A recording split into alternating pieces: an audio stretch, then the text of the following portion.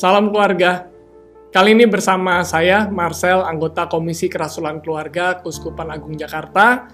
Sehari-hari bekerja sebagai profesional keuangan dan saya memiliki keluarga dengan 3 anak.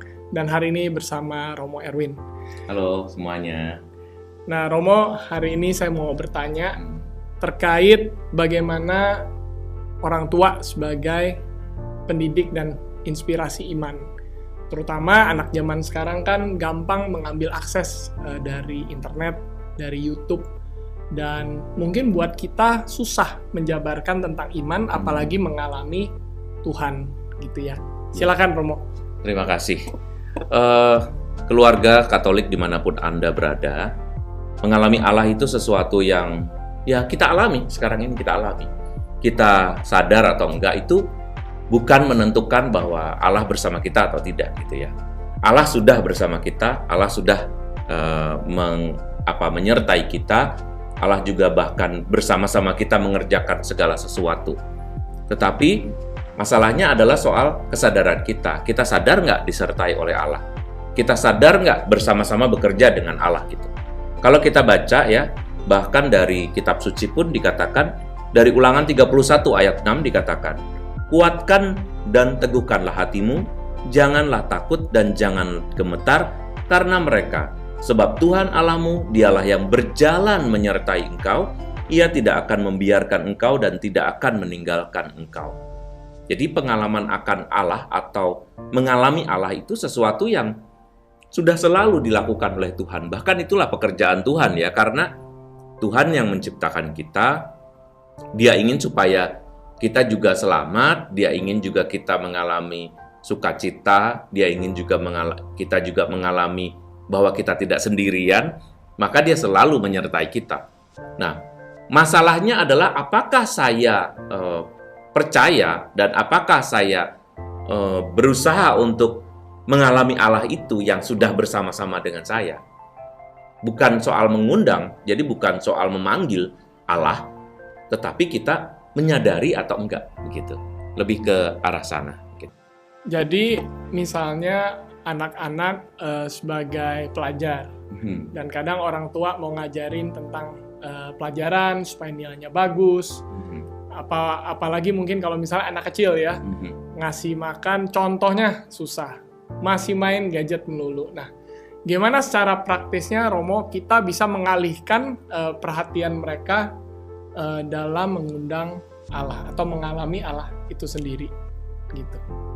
Pengalaman akan Allah atau mengalami Allah itu sesuatu yang tadi saya bilang harus disadari ya, harus disadari, kita harus sadar, oh ya saya itu bersama-sama dengan Allah. Ketika saya mengajari anak-anak untuk misalnya belajar, untuk memberi nasihat kepada dia, misalnya kalau dia kebanyakan main gadget atau apa, itu ketika saya ngomong, ketika saya berbicara dengan anak-anak itu, pada saat itu Allah bersama-sama dengan kita. Kadang-kadang kata-kata atau ucapan yang kita ucapkan itu juga bukan melulu dari inspirasi kita sendiri, tetapi entah dari mana Tuhan menganugerahkan, mulai dari sikap, mulai dari misalnya perkataan-perkataan kita, dan juga cara berbicara kita, tinggi rendahnya itu. Kalau orang yang bersama-sama dengan Allah artinya menyadari kehadiran Allah, dia akan mengatakan dengan benar. Masalahnya bukan bagaimana anak itu bisa berhenti bermain gadget, atau anak itu bisa berhenti bermain game, atau anak itu mulai bisa mau berdoa. Masalahnya adalah bagaimana saya sungguh-sungguh menyampaikan apa sih sebenarnya yang diinginkan oleh Tuhan gitu. Karena kan bisa dikatakan, kalaupun kita menginginkan anak-anak itu lebih diam, menginginkan anak-anak misalnya nggak main gadget, siapa tahu Tuhan malah justru menginginkan itu. Katakanlah bahwa ada waktunya untuk bermain, ada waktunya untuk belajar, ada waktunya untuk beristirahat. Nah, mungkin pada saat itu kita ingin anak-anak belajar, tetapi Tuhan ingin anak-anak tuh masih butuh, karena anak-anak nggak bisa menyampaikan kebutuhannya juga kan. Mungkin anak-anak itu masih pengen dan membutuhkan permainan atau bermain, kan kita nggak tahu. Nah, Tuhan yang kalau kita bersama-sama dengan Tuhan dan menyadari bahwa Tuhan itu gimana mendidik kita juga sebagai orang tua, saya kira kita akan mengatakan hal yang baik. Misalnya menunda Oke, kamu boleh main tapi 10 menit lagi aja ya. Kok kayaknya saya mau ngomong nggak boleh, kok berasa kasihan ya. Oke, 10 menit. Tetapi saya juga nggak akan mengizinkan dia bermain terus-terusan. Terserah, nggak bisa. Nah, itu adalah salah satu yang menurut saya inspirasi dari Tuhan. Kalau kita sadar bahwa Tuhan itu bersama-sama dengan kita. Sebetulnya kesadaran itu yang sangat kita perlukan gitu. Nah, keluarga yang terkasih di rumah, kita itu sebetulnya sudah selalu bersama-sama dengan Allah ya. Sudah selalu Tuhan itu menyertai kita apalagi sejak Tuhan Yesus lahir di dunia ini dan disebut sebagai Sang Immanuel, Allah beserta kita. Maka kita harus menyadari semua ini kita lakukan itu nggak sendirian kok gitu loh. Semua yang kita kerjakan itu nggak sendirian kok. Semua yang kita lakukan itu nggak cuma kita sendiri yang berjuang gitu. Kita berjuang bersama dengan Dia. Nah, ketika kesadaran kita akan kehadiran atau akan penyertaan Tuhan itu hilang, atau bukan hilang tapi kayak tidak disadari gitu ya, kita jadi kayak bekerja sendirian, capek, kesel gitu. Atau mungkin juga merasa bahwa kok Tuhan biarin saya begini ya, kok Tuhan biarin saya nggak merasa nyaman ya, kok Tuhan begini. Nah, itu yang membuat kita ini jadi hilang orientasi. Orientasi kita hanya pada kebahagiaan gitu. Padahal kebahagiaan itu adalah hasil sampingan. Justru dalam perjuangan itu manusia menemukan sejatinya dirinya gitu. Justru dalam perjuangan itu manusia akan menemukan bahwa ini loh makna hidup saya, bahwa saya itu bisa gitu. Kan kadang orang ingin mencari sesuatu secara instan juga, anak-anak seperti itu sekarang ini ya. Tetapi dengan berjuang dan menyadari bahwa Allah bersama dengan saya nggak akan takut tuh menghadapi situasi-situasi yang menantang. Misalnya anak-anak rewel, atau mungkin anak-anak nggak bisa dikasih tahu, atau mulai memberontak, atau mulai tidak sesuai dengan pandangan kita. Itu sesuatu yang normal gitu loh.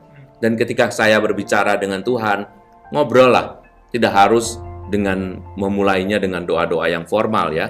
Tetapi kita dengan ya sambil, aduh Tuhan, ini tolong Tuhan, aku percaya Kau akan memberi aku mulut yang baik supaya saya bisa menyampaikan kata-katamu kepada anak-anak ini. Jangan sampai saya salah ngomong. Tapi biasa aja gitu loh. Biasa aja, nggak perlu sampai dalam harus di ruang doa dulu, harus apa. Itu baik, tetapi cara itu kan kadang-kadang nggak nyampe karena situasinya on the spot saat itu pengen segera diselesaikan kan. Kita sudah berhadapan dengan anak-anak, Tuhan bantu saya. Misalnya ngomong begitu aja, Tuhan akan, kesadaran itu akan membuat saya jadi bisa menyadari, dan kesadaran itu ternyata disukai sekali oleh Tuhan.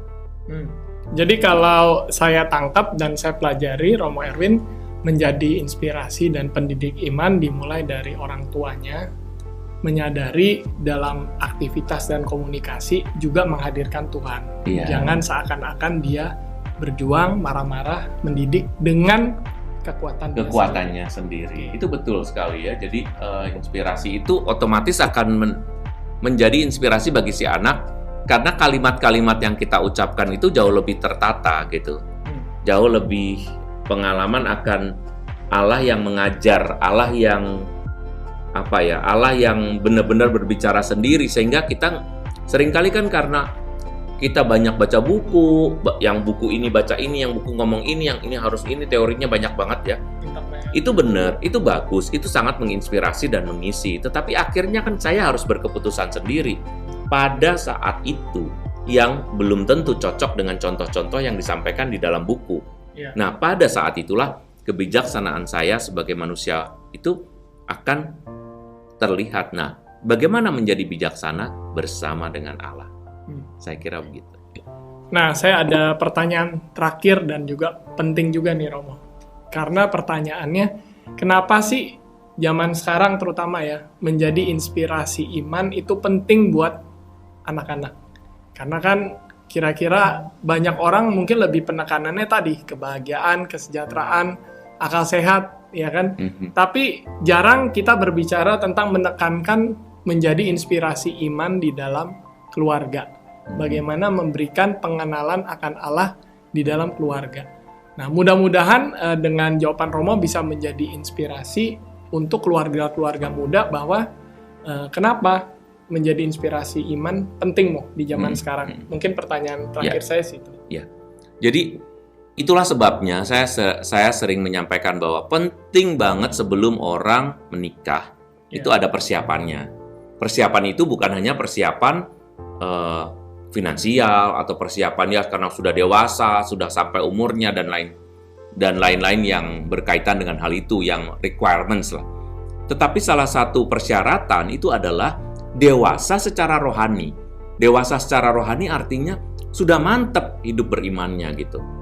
Dengan kemantapan hidup beriman ini berarti sudah merasa dan tidak akan pernah berpaling bahwa Tuhan itu memang bersama-sama dengan dia, dengan saya dan juga dengan pasangan.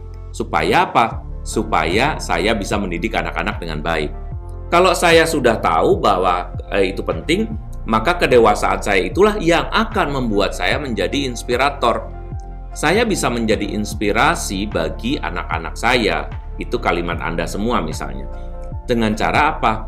Ya dengan cara menunjukkan bahwa saya begitu dekat. Misalnya nggak lupa. Kalau orang-orang yang masih gamang hidup berimannya tuh kadang misa, kadang enggak. Kadang berdoa, kadang enggak gitu. Ya, kadang percaya, kadang enggak. Tapi kalau orang sudah matang hidup berimannya, kematangan ini tidak perlu harus mencapai usia 40 tahun dulu baru matang. Enggak. Masih muda pun juga bisa kalau persiapannya baik, kalau dipersiapkan baik oleh orang tuanya. Jadi ini turun-temurun ceritanya nih ya. Maka saya akan bisa mempersiapkan diri saya menjadi inspirasi. Soal makan, soal berdoa. Makan bagaimana berdoa? Tidur berdoa enggak? Soal mau jalan sekolah, mau belajar, anak-anak dilatih berdoa enggak? Soal sikap di dalam misa, entah misa online, entah misa offline ya kan?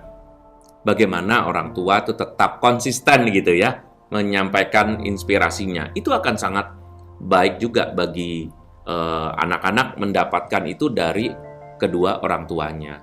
Jangan cuma satu. Karena kalau cuma satu, nanti yang satu ngomong apa, yang satu ngomong apa, saling bertentangan dan akhirnya nggak dapat apa-apa juga. Kenapa? Karena anak-anak bingung nih.